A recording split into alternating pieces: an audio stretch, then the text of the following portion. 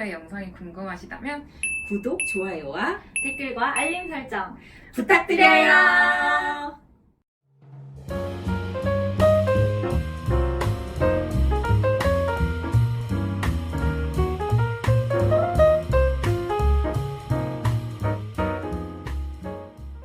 안녕하세요. 안녕하세요. 3부 전쟁이란 아무런 소용이 없다. 네, 이 말은 제가 한 말이 아니고 제작자가 한 말입니다. 네, 이 전쟁의 그 뼈아픔과 복수의 처절함, 그리고 복수가 하기 시작하면 네버엔딩이잖아요. 이제 그런 그 본인이 참전했던 경험을 바탕으로 이런 정리를 했던 것 같아요. 2부 마지막에서 드리려고 했던 내용, 질문이 나에게 영향을 미친 이데올로기와 집단의식인데요. 우리는 알게 모르게 그 집단 무의식의 영향을 많이 받고 거기에 이제 맞추려고 하는 삶을 살게 되고 그 집단 무의식의 정당성이나 정의가 입혀지게 되면은 집단이 마구 이제 그대로 움직이고 거기에 영웅이나 어떤 지도자 한 명을 우상화하거나 그 동일시를 하면서 그 정당성의 그 가치를 막 계속 덧입히는 그런 어떤 집단적인 그 행동, 그리고 그게 잔인함과 또 결탁되면 그 잔인함이 막 배가 되면서도 죄의식을 느끼지 못하고 계속 자기의 정당을 입증하기 위해서 더 잔인하게 하는 그런 무서운 역사들을 만드는 그런 예를 우리가 많이 보아왔죠. 그리고 이게 어떻게 보면 그 유대인들에게는 집단 학살이라는 건 큰 상처면서도 결국엔 본인들이 거기에 가담을 하거나 어떤 영향력을 미치게 되는 그런 인간의 어떤 본성 같은 거나 집단의 행동의 그 무서움 같은 것들을 고발하는 그런 내용이었던 것 같아요. 그래서 우리는 평소에도 좀 그 집단의식과 정말 내가 원하는 삶에 대한 어떤 경계, 그리고 그것을 어디까지 내가 따라갈 거고 아니면은 그걸 좀 거리를 둘 것인가를 계속 깨워서 생각을 해야 될 것 같아요. 그래서 드리는 질문이었습니다. 여러분에게 미친 그 이데올로기나 집단의식이 있다면? 네. 저는 사실 이 영화 보면서 처음에 자세하게 접하기 전에 가장 의아했던 게 이 유대인이잖아요, 이스라엘 사람들이.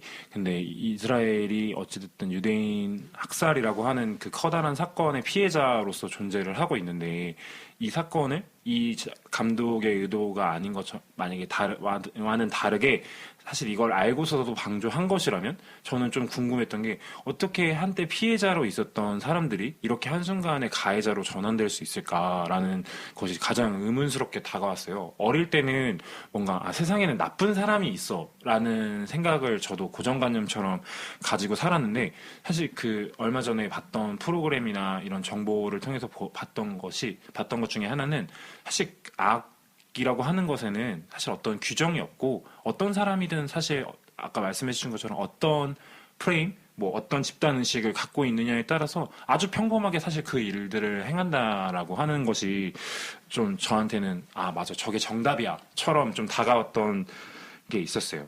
그래서 거기에 대표적인 것도 이 이슬람주의자 헤즈볼라, 아까 처음에 설명을 좀 자세하게 못 드렸던 부분도 예를 들면 이 이스라엘과 그 이스라엘을 돕는 미군 서양의 의식으로는 이 헤즈볼라는 어떤 테러 집단으로 규정을 해놓고 언론 보도나 어떤 소개를 할 때 그런 식으로 많이 보도를 해요. 근데 정작 자국민인 레바논 국민들이나 이슬람 사람들은 이 헤즈볼라가 이제 모스크라는 운동을 중심으로 가난한 사람들한테 의료 혜택을 굉장히 많이 제공을 하는 걸 기반으로 하고 있기 때문에 자국민들한테는 굉장히 환영받고 있는 일부 자국민들한테는 굉장히 환영받고 있는 집단이거든요.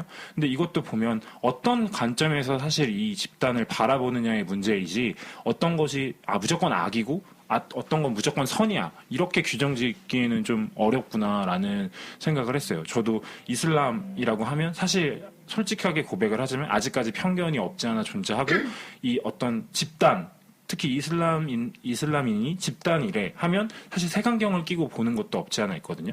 근데 그것도 자세히 한번 공부를 해볼 필요는 있겠구나라는 걸 이 애니메이션을 통해서 좀 배웠던 것 같아요.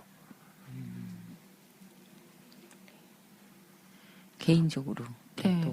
또 굉장히 큰 얘기를 해주셔서 이제 또 가볍게 가벼운 얘기로 넘어가면은 저는 뭐 집단 의식까지는 아니고 그냥 사회적인 편견이나 고정관념 정도의 얘기를 하자면 제가 요즘에 일하면서 상대하게 되는 연령대가 저희 아버지 연령대예요.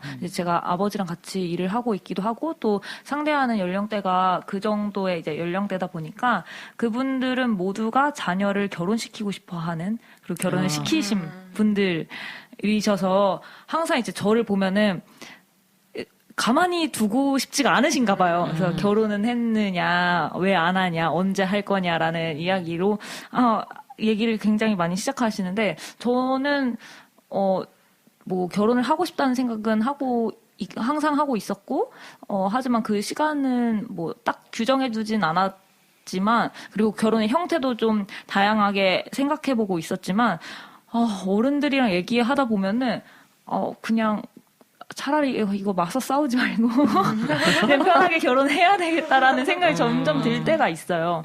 그리고 그냥 시기도 예전에는 내가 정말 사랑하는 사람이 아니면 사랑하는 사람이 아닌데 그냥 시기가 맞아서 결혼하는 그런 것들은 하고 싶지 않다라고 생각했는데 점점 그 어른들의 스트레스가 오래되면서 너무 심해져서 그냥 두고 있으면 결혼해야 되나라는 생각도 들기도 하고 그렇기도 하더라고요. 그래서 이 어른들의 집단의 1대 다수로 상대하면서 굉장히 어려움을 겪고 있습니다.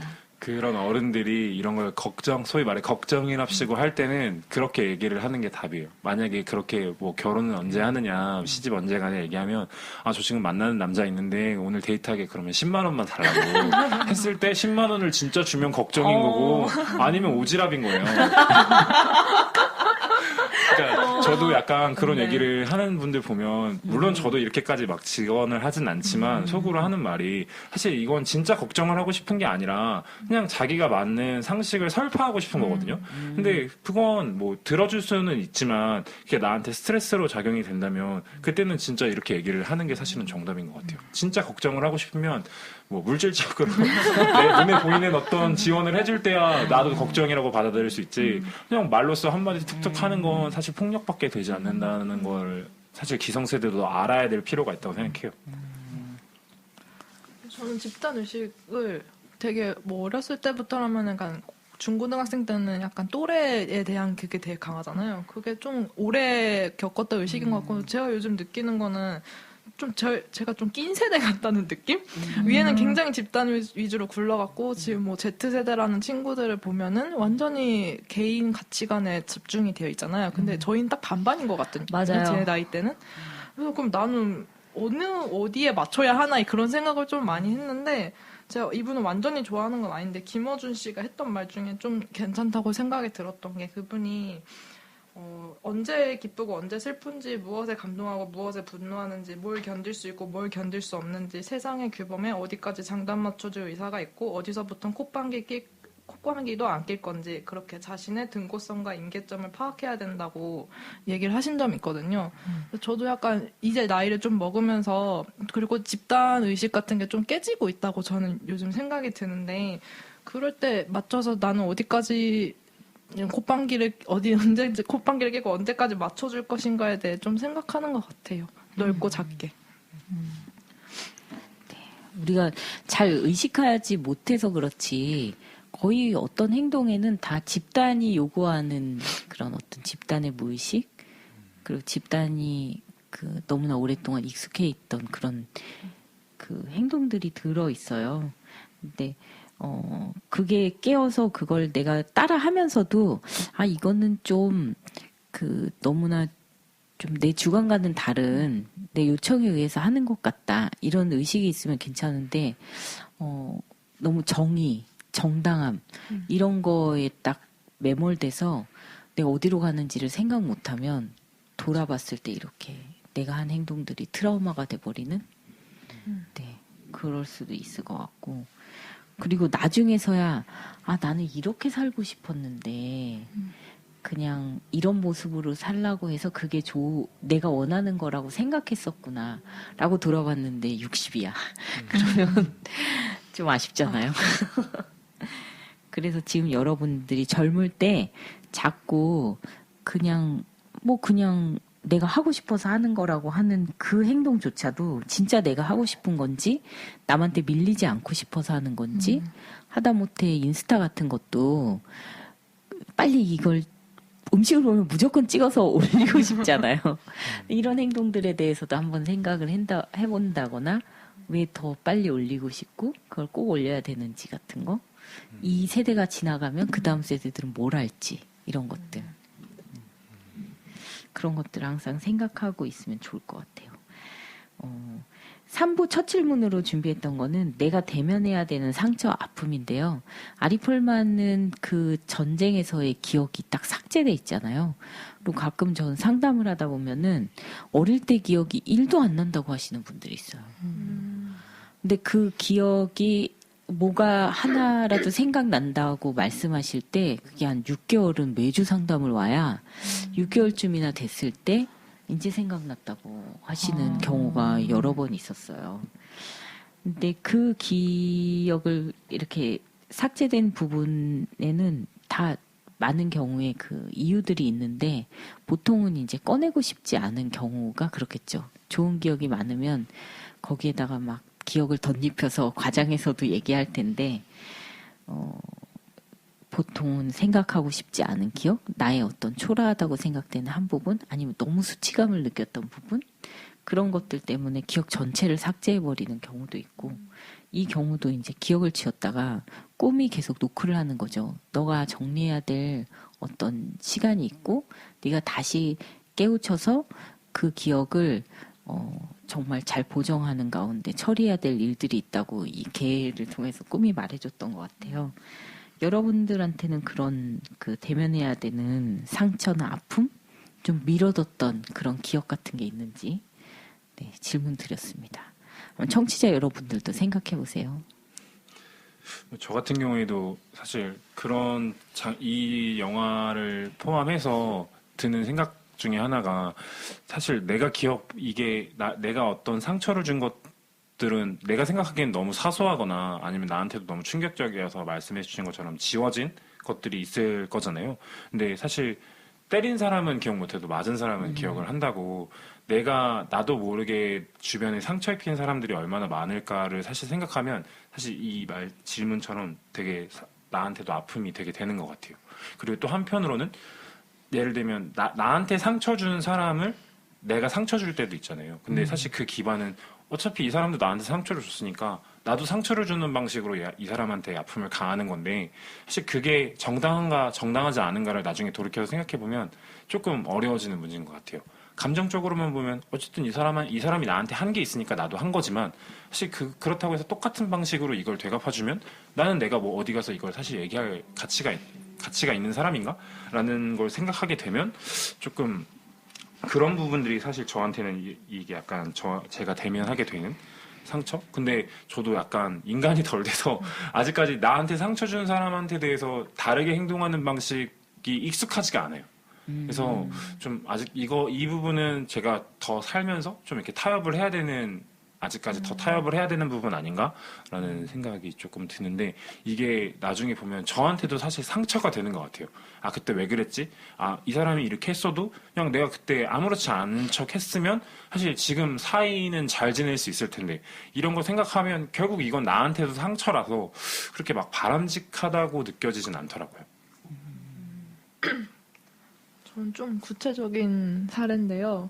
제가 이제 취준을 할 때 이제 사실 서류나 어떤 페이퍼 시험 같은 걸로 그러니까 그 사람과 내가 면접관이 아니죠. 거기를 붙여주시는 분이 서류로만 만났을 때 떨어지면 별로 타격이 크지 않아요. 근데 이제 면접에서 떨어지면 제가 그분이랑 오랜 시간 얼굴을 맞대고 얘기를 했고 분명 좋은 얘기를 해주셨는데 결과가 이러니까 그게 확실히 다르더라고요. 그냥 서류나 어떤 필기 시험에서 안 되는 것보다 면접에서 상처가 안 되면은 이게 진짜 상처로 남는구나. 그러니까 아까 덕균 씨는 다시 만났을 때에 대해 약간 더 나아갈 수 없는 것에 슬픈 점은 만날 수가 없으니까.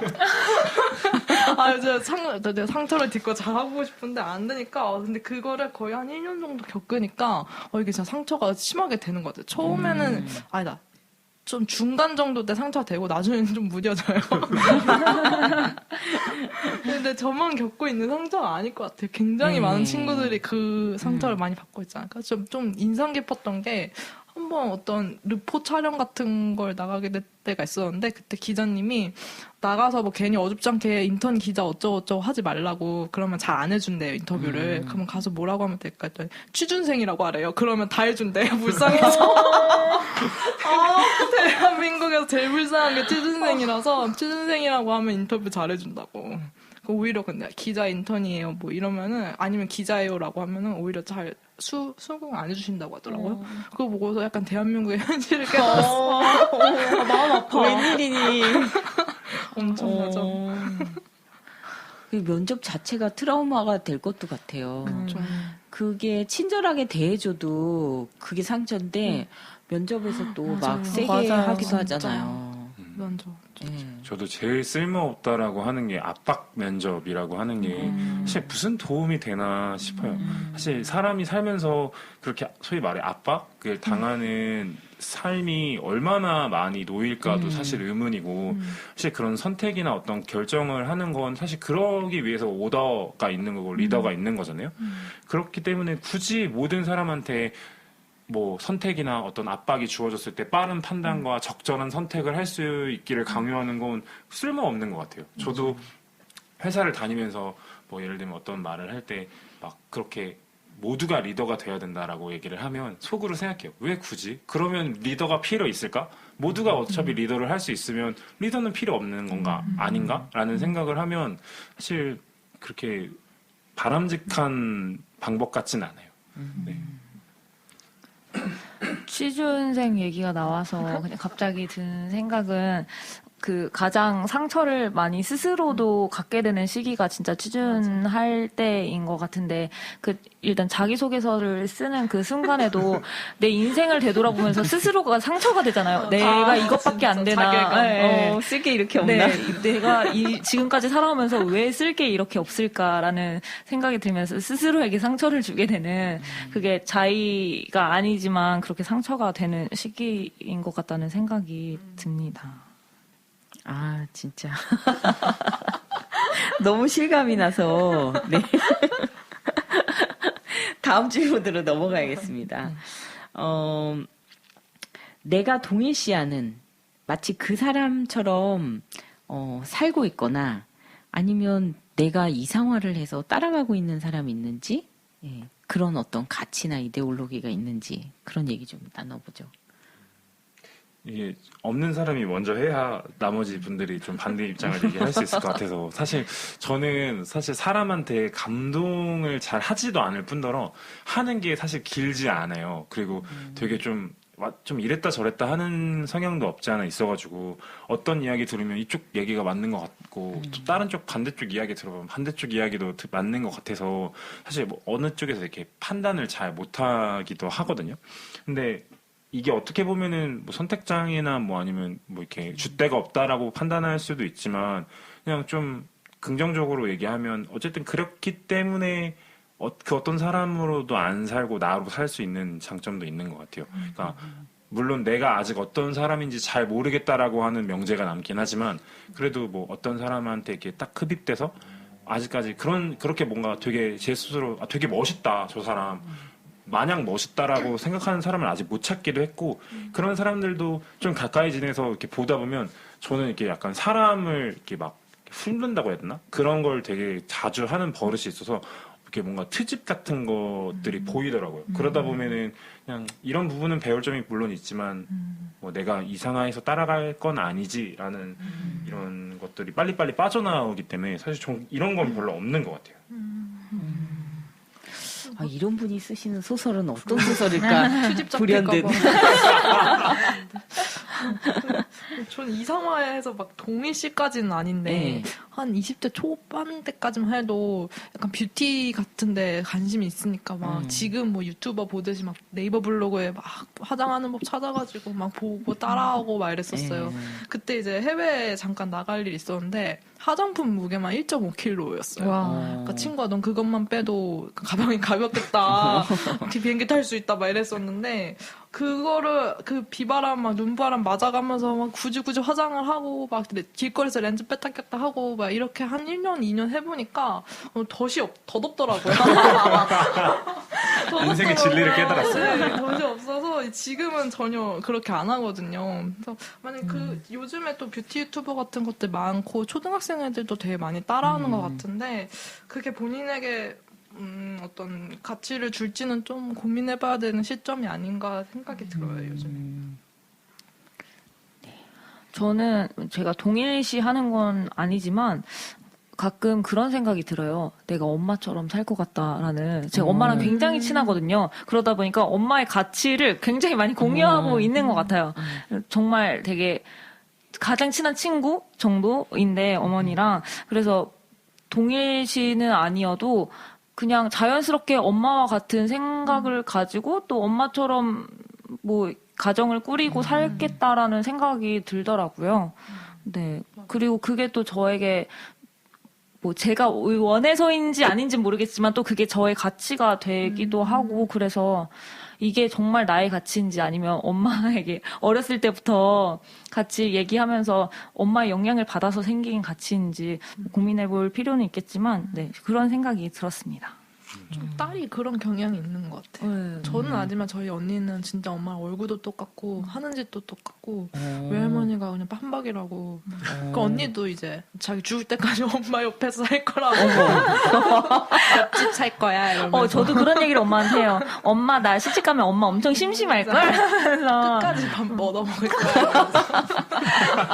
엄마 질색하면서 시간은 되게 좋아해서. 좋아하세요. 질색하시면서 되게 좋아하세요. 그럼. 살면서 그런 얘기를 한 번도 안 해봐가지고.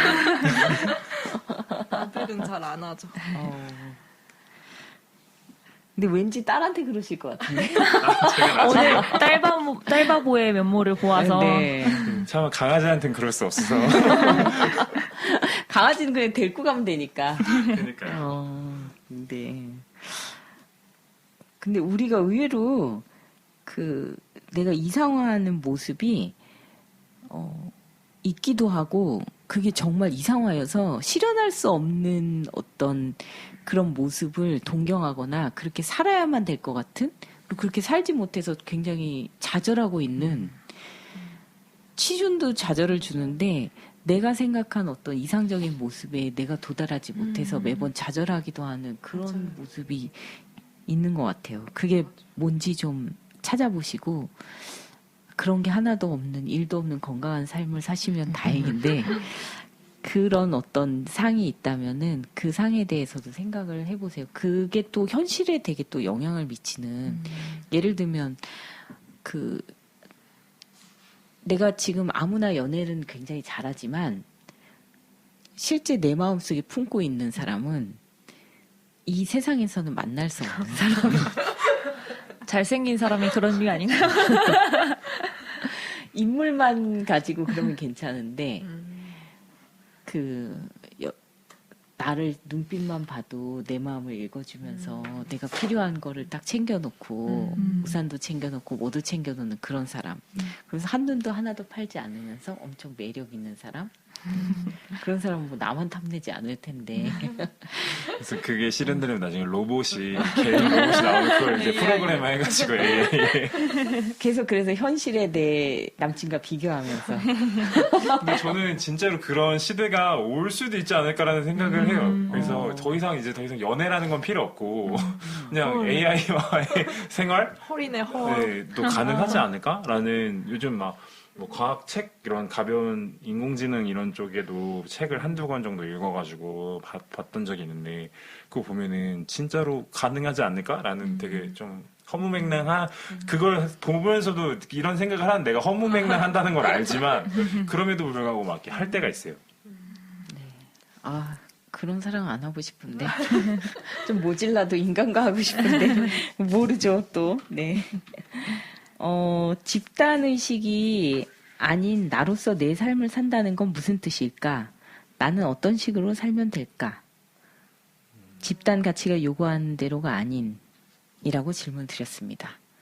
뭐라고 답들을 준비해 오셨을까? 저는 이거 보면서 가장 먼저 생각났던 게 사실 저 스스로도 되게 이런 집단 가치나 어떤 사회 이데올로기에 굉장히 많이 갇혀 사는구나라는 느낌을 받았거든요. 예를 들면 어떤 행위나 행동을 할 때 사실 저는 제가 항상 얘기하는 게 이 행동이 남한테 피해를 주지 않는 선에서의 자유면 그냥 해도 상관없다라는 말을 항상 하면서도 정작 그렇게 행동하는 사람들 이렇게 보면 저도 모르게 근데 저건 이렇게 해야 되지 않나? 순간적으로 그렇게 생각하면서 아차 해요. 사실 돌이켜보면 저게 무슨 피해를 준다고? 괜찮지. 이런 생각을 하면서 뭔가 이렇게 계속 왔다 갔다 하는 상태거든요. 근데 최근 이 질문 받고 나서 가장 최근에 생각났던 것이 연예인 가십 중에 그 연예인 셜리가 했던 막 그런 행동들이 막 사람들이 막 그렇게 지적을 할 때 사실 그런 것보다도 그런 시선이나 그렇게 막 규정 짓고 나한테 계속 이런 제재를 가하는 것들이 더 폭력이다라고 했을 때 사실 저는 그 말이 되게 와닿았어요. 사실 그것을 다른 관점에서 보면 사실 그 행동이 남에게 피해를 주는 건 아니거든요. 어떤 물리적으로나 심리적으로. 근데 그것들을 사람들은 그냥 왜 그렇게 행동을 하느냐라고 그냥 되게 자연스럽게 묻는 것 자체가 저도 처음에는 뭐 물을 수도 있지라고 했지만 좀 돌이켜서 생각해보면 사실 저것 자체가 폭력이 될 수 있겠구나라는 느낌도 없지 않아 들더라고요. 그래서 집단 가치로 살지 않는다는 것 자체가 저는 그거 보면서 느꼈던 게 용기구나. 결국에는 좀 이런 느낌이 들더라고요. 뒤에 편지 내용도 사실 좀 그런 내용을 쓰긴 했는데 저는 결국에는 내가 나로서 산다는 건 결국 다 용기에 좀 연관이 있다라고 좀 느꼈어요. 저는 덕규님보다는 조금 더 소극적인 부분으로 들어가는데요. 집단의식이 아닌 나로서 내 삶을 산다는 거는 결국 내가 무엇을 원하고 내가 원하는 가치, 추구하는 가치가 뭔지를 알아야 한다라는 걸로 생각을 했거든요. 그 집단 가치가 요구하는 대로 원하지 않았지만 전쟁에 파병됐던 이 사람들처럼 내가 원하지 않았을 때 갔을 때도 거기서 내가 왜 이걸 해야 되고 나는 사실 뭘 원하고 내가 어떤 가치를 갖고 있는 사람인지에 대한 생각들을 계속하고 그것을 잊지 않는 것이 중요하겠다. 그게 나로서 살아가는 게 아닐까라는 생각을 했습니다.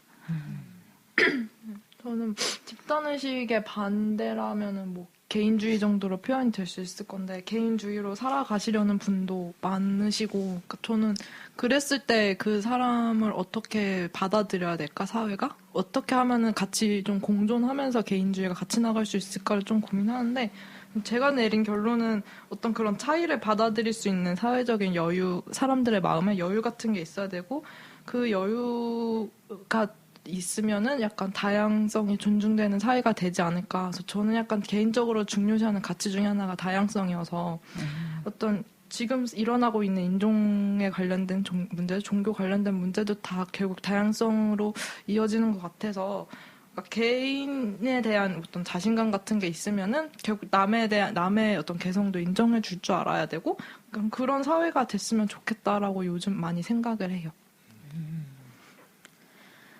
오늘 정말 이 애니메이션을 어떻게 풀어갈 수 있을까 했는데 이야기를 또 나름 생각을 많이 해오신 데다가 개인적으로 각자 적용을 좀 하신 것 같아서 좀 의미 있는 시간이 아니었나 생각이 듭니다. 그리고 돌아가시면서도 계속 생각이 나는 부분들이 있으실 것 같아요. 꿈 얘기도 그렇고 개인적인 트라우마도 그렇고 또 집단의식과 나에 대해서도 이건 계속 습관처럼 생각해 보아야 될 화두이기 때문에 또 계속 생각하시면서 또 성장하는 우리가 됐으면 좋겠습니다. 네. 청취자 여러분들도 마찬가지로.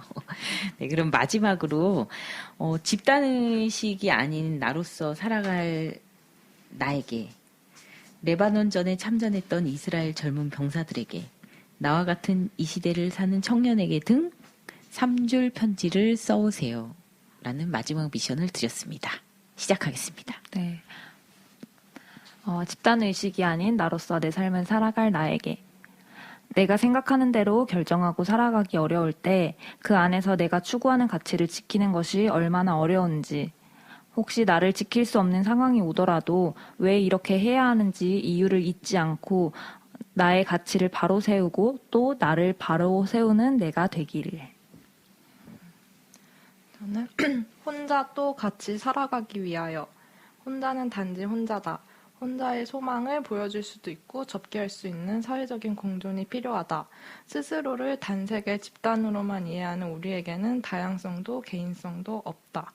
라고 이제 혐오사회라는 책에서 몇 구절을 좀 가지고 와서 제 말과 함께 융합해 봤습니다. 아, 네, 감사합니다. 저도 비슷하게 이런 집단의식, 살아가지 않기 위한 나에게 쓰는 편지라고 할 수 있는데요. 최근 용기와 울음이라는 단어에 대해서 자주 생각하게 된다. 내 스스로 가장 나답지 않게 만들어주는 이 단어가 어쩌면 내 삶을 가장 나답게 만들어주는 단어가 아닐까 하고 말이다. 그래서 이 물음들은 내가 가장 두렵고 겁에 질려 있을 때 불쑥불쑥 나를 찾아오고는 한다. 가장 가깝고도 먼 거리로 라고 썼어요. 이 뒤에 뭔가 더 말을 붙이고 싶었는데 사실 좀 마땅히 생각나는 말이 없기도 했고, 왜 이런 얘기들이 생각이 났냐면 이 영화 봤을 때 아까 제가 가장 인상적이었다라고 했던 장면 중에 그 병사가 그 어딘지 알 수 없는 곳에 내려서 여긴 어디고 우린 무엇을 해야 하느냐고 묻는 장면에서 저도 처음에 그 물음을 들었을 때 뭐 전쟁이 왔는데 저런 걸 물어? 라고 웃기게 받아들였어요. 근데 돌이켜서 생각해보면 사실 그 물음이 가장 필요한 것 같아요. 내가 어딘지 모르는 곳에 도착했을 때 가장 먼저 할 수 있는 것이 그냥 주변이 막 총을 쏘는 그런 전쟁의 포화 속이니까 나도 같이 휩쓸려서 총을 쏘는 게 아니라 여긴 어디고 난 누구한테 총을 쏘고 있는 거고 왜 쏘고 있는지를 물을 수 있는 용기와 물음이 필요하지 않을까라는 생각이 들어서 이렇게 쓰게 됐습니다. 마지막 소감을 아, 한마디씩 마지막 할까요? 소감이요? 네. 처음 애니메이션 한 건데 전 개인적으로 옛날에 학부 때 이 영화가 좋다고 얘기를 들었는데 그냥 보고 끝내지 않고 또 이렇게 얘기를 할 수 있는 기회가 생겨서 너무 좋았습니다. 저도 오늘 이 팟캐스트가 어떻게 마무리될까 좀 내심 걱정도 하고, 저도 사실은 제가 하자고 했지만 잘 모르는 환경에서 벌어진 일이다 보니까 어떻게 접근해야 될지 잘 모르겠다라고 고민도 많았는데, 아까 말씀드린 것처럼 어떤 환경이나 이런 특수성보다는 그냥 인간의 개인으로서 이 각도를 접근하게 되면 쉽게 보실 수 있을 테니까 청취자분들도 한 번쯤은 꼭 보시길 바랍니다. 오늘 녹음 시작하면서 초반에 이제 덕규님을 원망하면서 시작을 했는데, 그래도 역시나 마무리할 때는 항상, 이게 아니었으면 내가 얼마나 또 이렇게 뭔가를 보고 생각하고 또 그거에 대해서 알아갈 수 있는 기회가 될지, 또 정말 좋은 시간을 보냈다라는 생각이 들고요. 이 들으시는 청취자분들도 그냥 이런 방송 했네가 아니라 이것들을 한번 보고 또 그 부분에서 스스로 어떤 것을 느끼고 어떤 걸 생각할 수 있는지 느껴보는 시간 되셨으면 좋겠습니다. 다음엔 우리가 또 어떤 얘기를 할지 기대됩니다. 네, 청취자 여러분들 기대해 주세요. 다음 달에 뵙겠습니다. 감사합니다. 지금까지 영상을 잘 보셨다면 구독과 댓글 알림 설정 부탁드려요. 네, 시청자 여러분의 작은 터치가 평범한 상담소에 큰 힘이 됩니다. 평범한 상담소와 특별한 하루 되세요. 다음 영상에서 만나요.